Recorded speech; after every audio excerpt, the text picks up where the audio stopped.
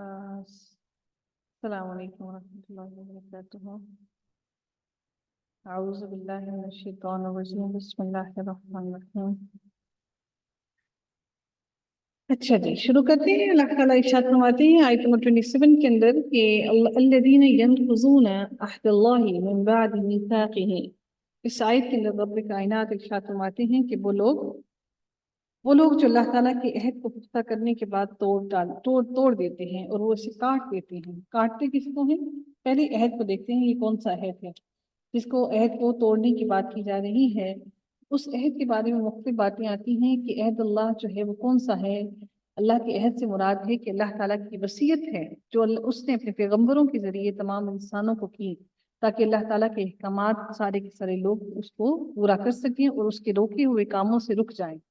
اور اس سے مراد اہل کتاب سے لیا گیا وہ عہد بھی ہے جو نبی اکرم صلی اللہ علیہ وآلہ وسلم کے بارے میں ان اہل کتاب سے لیا گیا تھا کہ جب نبی اکرم صلی اللہ علیہ وآلہ وسلم آئیں گے تو تم نے ان کی نبوت پر ایمان بھی لانا ہے اور ان کی تصدیق بھی کرنی ہے اور ان کی اس دین کو پھیلانے میں مدد بھی کرنی ہے۔ یہ عہد دوسرے عہد کی بات ہوئی تو اللہ تعالیٰ نے جو اللہ رب العزت نے اہل کتاب سے لیا۔ اس سے مراد تیسرا عہد بھی ہو سکتا ہے، وہ عہد یہ بھی ہے کہ عہد الست جو اللہ تعالیٰ نے تمام کے تمام انسانوں سے لیا تھا، جب اللہ تعالیٰ نے تمام انسانوں کو حضرت آدم علیہ السلام کی ریڑھ کی ہڈی سے ہم سب کی ارواح کو پیدا کیا، اور اللہ تعالیٰ نے ہم سب کے سب انسان جو قیامت تک آئیں گے چونٹیوں کی مانند، ہم چھوٹے چھوٹے انسان تھے، اور اللہ تعالیٰ نے ہم سب انسانوں سے عہد الست لیا، اور اللہ تعالیٰ نے پوچھا کہ میں تمہارا رب ہوں، تو ہم سب نے اس کا اقرار کیا کہ ہاں تو ہمارا رب ہے، تو وہ عہد الست ہوتا ہے۔ تو اس سے مراد وہ عہد بھی ہو سکتا ہے، ٹھیک ہے۔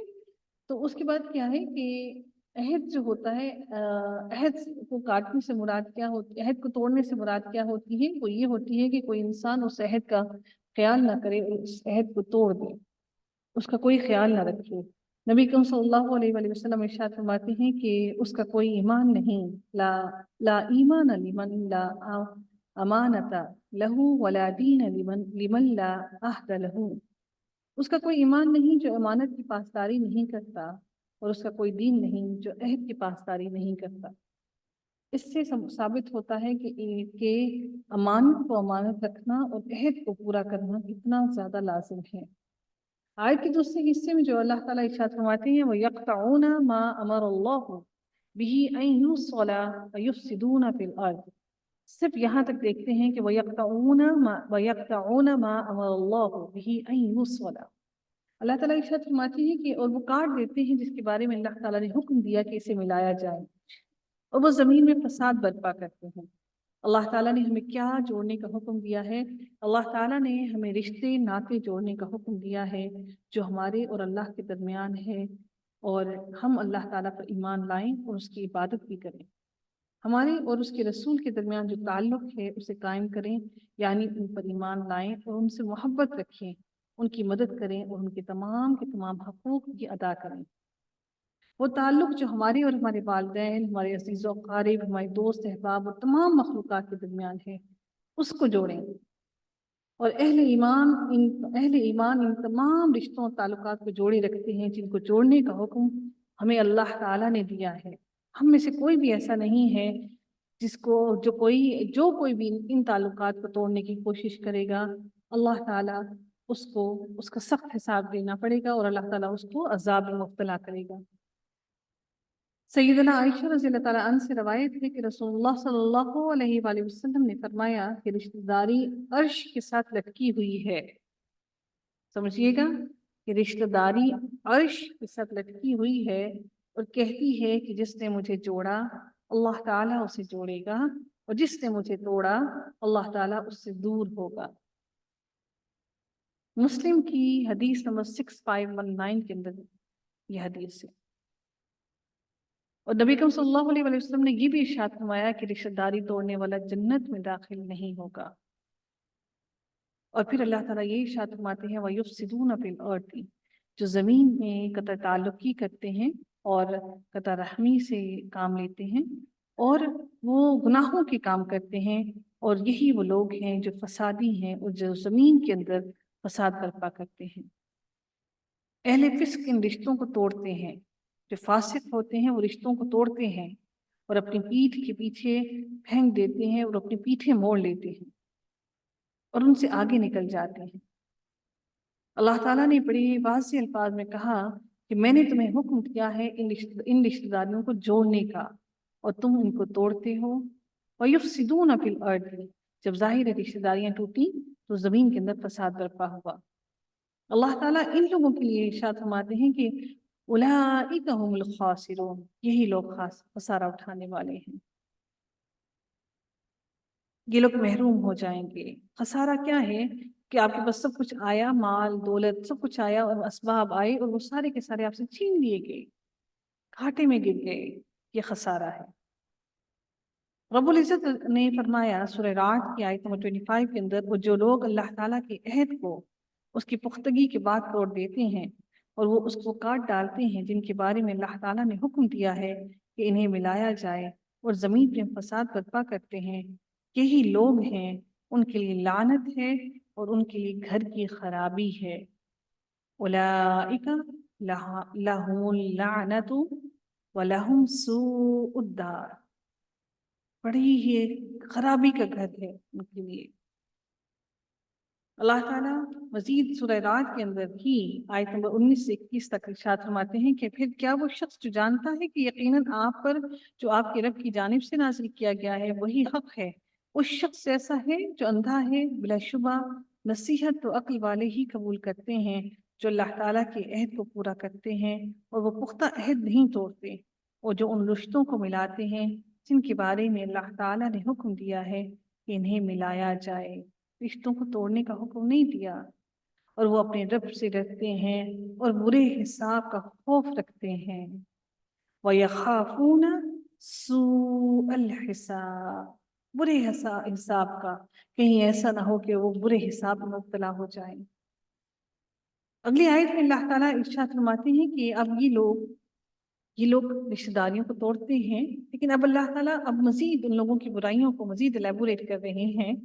فرماتے ہیں کہ کیف تکفرون باللہ، کہ تم کس طرح سے انکار کرتے ہو اللہ تعالیٰ کا، فکنتم امواتا فاحیاکم، کہ تم تو مردہ تھے اور اس نے تمہیں زندگی دی۔ اللہ تعالیٰ اسی کے بارے میں سورہ دہر کے اندر ارشاد فرماتے ہیں کہ کیا انسان پر زمانے میں سے کوئی وقت ایسا بھی آیا ہے جب وہ قابل ذکر چیز ہی نہ تھا۔ سورہ دہر کی آیت نمبر 1 کے اندر اللہ تعالیٰ ارشاد فرماتے ہیں، اس سے مراد کیا ہے کہ جب ماں کی پیٹ کے اندر، ماں کے رحم کے اندر اللہ تعالیٰ ایک نطفے کے ذریعے سے ایک بچے کی تخلیق ہونا شروع ہوتی ہے، تو اس وقت انسان قابل ذکر نہیں ہوتا۔ کوئی انسان کو جب ماں کے پیٹ کے اندر نطفہ گرتا ہے تو وہ قابل ذکر نہیں ہوتا، وہ یہ نہیں کہتا پھرتا کہ میرے پیٹ میں نطفہ ہے، نطفہ ہے، نطفہ ہے، نہیں، انسان قابل ذکر نہیں ہوتا۔ اللہ تعالیٰ اس کو جب زندگی دیتے وہ مردہ ہے، ایک نطفہ ہے، پھر اللہ تعالیٰ اس کو ایک زندگی بخشتا ہے، پھر اللہ تعالیٰ اس کو حیاتی دیتا ہے، پھر اللہ تعالیٰ اس کو قابل ذکر بناتا ہے۔ اللہ تعالیٰ فرماتے ہیں کہ کیف تکفرون، تم کس طرح سے اللہ کے انکار کرنے والے ہو کہ اللہ وہ ذات ہے جو جب تم مردہ تھے تو تمہیں اس نے زندگی عطا کی، پھر ثم یمیتکم، پھر وہ تمہیں دوبارہ سے مارے گا، ثم یحییکم، پھر وہ تمہیں دوبارہ سے زندگی عطا کرے گا، ثم الیہ ترجعون، اور پھر تم سب کے سب اس کی طرف لوٹ کر جاؤ۔ نبی اکرم صلی اللہ علیہ وآلہ وسلم نے ارشاد فرمایا، بخاری شریف کی حدیث نمبر 4482 ہے، بڑی اہم حدیث ہے، بڑے غور سے سمجھیے گا اس کو۔ اللہ تعالیٰ ارشاد فرماتا ہے، ابن آدم نے مجھے جھٹلایا حالانکہ اس کے لیے یہ مناسب نہ تھا، اس نے مجھے گالی دی حالانکہ اس کے لیے یہ مناسب نہ تھا۔ اس کا مجھے جھٹلانا تو یہ ہے کہ وہ کہتا ہے کہ میں اسے دوبارہ زندہ کرنے پر قادر نہیں ہوں، میں طاقت نہیں رکھتا کہ میں اس کو دوبارہ زندہ کروں، اور اس کا مجھے گالی دینا یہ ہے کہ میرے لیے اولاد بتاتا ہے، میری ذات اس سے پاک ہے کہ میں اپنے لیے بیوی یا اولاد بناؤں۔ آپ ایک بات صرف اس بات کو صرف اور صرف سوچنے کی کوشش کیجیے گا، میں اور آپ عورتیں ہیں، ہم اپنے لیے گوارا نہیں کرتے کہ کوئی آپ پر یا مجھ پر خدا نخواستہ اللہ نہ کرے کوئی ایسا الزام لگا دے کہ اس کے پیٹ میں فلاں کا بچہ ہے۔ گوارا کرتی ہے ہماری غیرت؟ ہم انسان جو خاک ہیں، خاکستر ہیں، جو خاک کے برابر بھی نہیں، ہماری عزت اتنی ہے ہم اپنے لیے یہ الفاظ برداشت نہیں کر سکتے، تو اللہ تعالیٰ تو پاک ہے ان ساری چیزوں سے۔ اس سے آگے ذرا مزید سوچئے گا کہ ہم جو اپنے بچوں کی برتھ ڈے سیلیبریٹ کرتے ہیں، یہ برتھ ڈے سیلیبریٹ کرنا کن لوگوں کا طریقہ ہے؟ عیسائیوں کا، یہودیوں کا۔ اور انہوں نے سیلیبریٹ کرنا کب سٹارٹ کی؟ انہوں نے سٹارٹ کی حضرت عیسیٰ علیہ السلام کی برتھ ڈے کو سیلیبریٹ کرنا۔ اب اور اس کے پیچھے ان کا تھیم کیا ہے؟ نعوذ باللہ، نعوذ باللہ، نعوذ باللہ کہ حضرت عیسیٰ علیہ السلام اللہ تعالیٰ کے بیٹے ہیں۔ اپنے ان اعمال کے پیچھے، اس کے پیچھے پورا بیک گراؤنڈ دیکھیے گا کہ ہم کیا کر رہے ہیں۔ آج ہم مسلمان کہتے ہیں ہم اگر اپنی اولاد کی برتھ ڈے سیلیبریٹ کر سکتے ہیں تو کیا ہم نبی پاک صلی اللہ علیہ وسلم کی سیلیبریٹ نہیں کر سکتے؟ ہم تو ان کی بھی برتھ ڈے سیلیبریٹ کریں گے۔ تو جو لوگ اللہ رب العزت پر اتنا بڑا الزام لگاتے ہیں، اللہ تعالیٰ نے فرمایا کہ وہ مجھے گالی دیتے ہیں، رب کائنات کے لیے ایسے الفاظ استعمال کرتے ہیں، تو کیا ہم ان جیسے عمل کر سکتے ہیں؟ کیا ہماری عزت، ہمارا نفس، ہمارا دین، ہمارا شعور ہمیں یہ اجازت دیتا ہے کہ ہم ان جیسے کام کریں؟ کیا ہمارے پاس سیلیبریشنز کے لیے اور کوئی باتیں نہیں؟ کیا ہمارے لیے خوش ہونے کے لیے کوئی اور چیزیں نہیں کہ ہم ان کے عقائد کو پروموٹ کریں؟ یاد رکھیے گا کہ جو ہم کریں گے روز قیامت انہیں کے ساتھ کھڑے ہوں گے۔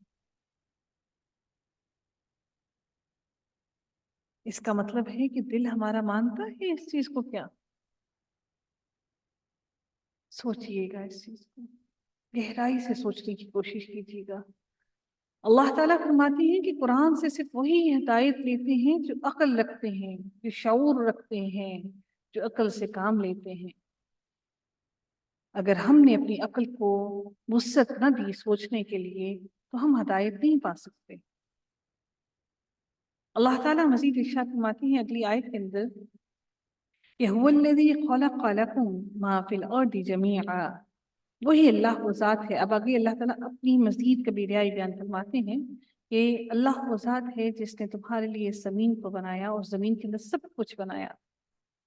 اللہ تعالیٰ سورہ فصلات کے اندر آیت نمبر 10 کے اندر اللہ تعالیٰ ارشاد فرماتے ہیں کہ اور اس میں اس کی غذائیں اندازے سے رکھ دیں 4 دنوں میں۔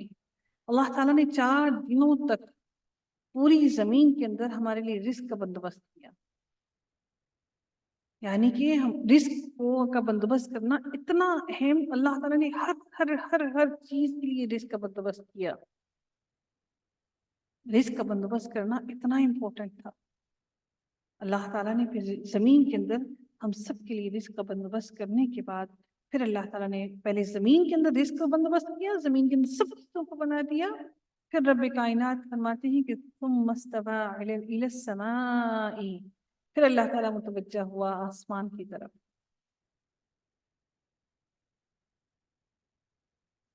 اللہ تعالیٰ کے عرش پر مستوی ہونے سے مراد کیا ہے؟ کہ اللہ تعالیٰ کا عرش پر بلند ہونا، یہ اللہ تعالیٰ کی صفت ہے کہ اللہ تعالیٰ جب چاہتا ہے تو اس پہلے آسمان پر آتا ہے، وہ جب چاہتا ہے تو اپنے 7ویں آسمان سے اوپر اللہ تعالیٰ اپنے عرش پر وہاں پر ہوتا ہے، عرش معلیٰ پر۔ یہ اللہ تعالیٰ کی صفت ہے۔ لیکن ہم جو کہتے ہیں نا کہ اللہ تعالیٰ زمین پر ہر جگہ موجود ہے، اللہ تعالیٰ کا زمین پر ہونے کا کوئی کام نہیں ہے، وہ عرش پر ہے، اس کا علم ہر جگہ ہے، اس کے علم کی وسعت نے ہر جگہ کو گھیر رکھا ہے، اور اللہ تعالیٰ کا عرش اتنا بڑا ہے کہ کائنات کی ہر ہر چیز سے بڑا اللہ تعالیٰ کا عرش ہے۔ سوچئے کہ کاش کہ ہم وہ خوش نصیب لوگ ہوں جو اللہ تعالیٰ کے عرش کے سامنے اپنا گھر پا سکیں جنت میں، جہاں سے ہم اپنے رب کا صبح اور شام دیدار کریں۔ اللہ تعالیٰ ہمیں وہ آنکھیں نصیب کرے جس سے ہماری آنکھیں ہمارے رب کو دیکھ سکیں. یہ آنکھیں بڑی گناہگار ہیں، ان گناہگار آنکھوں نے بہت کچھ دیکھا. اللہ تعالیٰ ہمیں وہ حوصلہ دے، اللہ تعالیٰ ہمیں اس قابل بنائے کہ ہم رب کائنات کا دیدار کر سکیں، ہماری آنکھیں رب کائنات کے دیدار کو ترسیں. اللہ تعالیٰ ہمیں اپنی محبت نصیب فرمائے.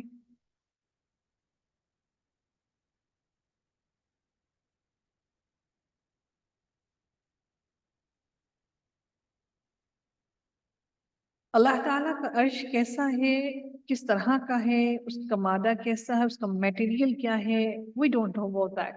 That is not explained in any hadith. That is not explained in Quran as well. So we don't need to think about that. ہم ان کے اندر جا کر اپنے آپ کو پریشانی میں لاحق کرنے کی ضرورت نہیں ہے. پھر اللہ تعالیٰ نے 7 آسمان بنائے، یعنی اللہ تعالیٰ نے 7 آسمانوں کو پیدا کیا، پھر انہیں مضبوط اور مستحکم کیا. اور آسمان ایسے نہیں ہیں کہ وہ اس کا کوئی میٹیریل نہیں ہے. اللہ تعالیٰ نے 7 آسمان ہماری آنکھوں کے سامنے، ہم ایک آسمان تو اپنی آنکھوں کے سامنے دیکھتے ہیں. اور حدیث کے مطابق آتا ہے کہ کچھ حدیث میں آتا ہے کہ 2 آسمانوں کے درمیان کی جو مسافت ہے وہ 500 سال کی مسافت ہے. یعنی کہ پہلے ایک آسمان سے دوسرے آسمان کا جو راستہ ہے وہ 500 سالوں کی مسافت کے برابر ہے. اللہ تعالیٰ پھر مزید ارشاد فرماتے ہیں وَهُوَ بِكُلِّ شَيْءٍ عَلِيمٌ. اور اللہ تعالیٰ کی زمین اور آسمان کے اندر جو چیزیں ہیں وہ ہر چیز کو بخوبی جانتا ہے، چاہے وہ زمین کے اندر ہے، چاہے وہ آسمان پر ہے، چاہے وہ سمندروں کی گہرائی میں ہے، چاہے وہ اندھیروں میں ہے، چاہے وہ کہیں بھی ہے. اللہ رب العزت ہر چیز کو جانتا ہے.